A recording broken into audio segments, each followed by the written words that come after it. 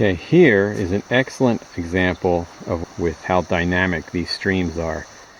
So I've come here mostly about once a year for the last 8 years or so, not counting last year. So I hadn't been here in 2 years. This area here used to be a really good spot to catch a large smallmouth bass because it was a giant hole.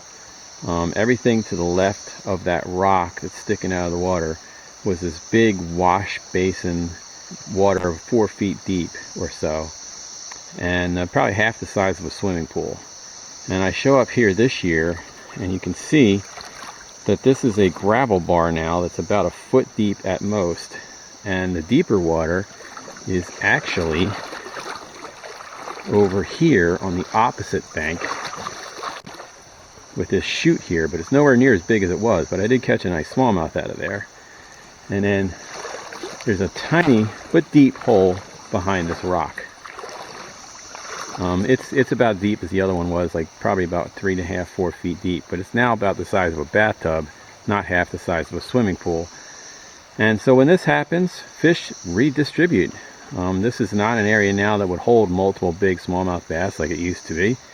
And they have moved on and found other places. And us as anglers, we also have to move on and find out where those other places are. Here I am about half a mile upstream of that what used to be great smallmouth bass hole, and I have now found this and I have caught 5 straight smallmouth bass out of this hole.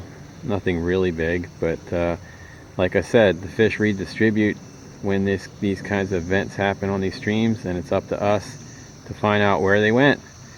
And I at least found out where some of them went.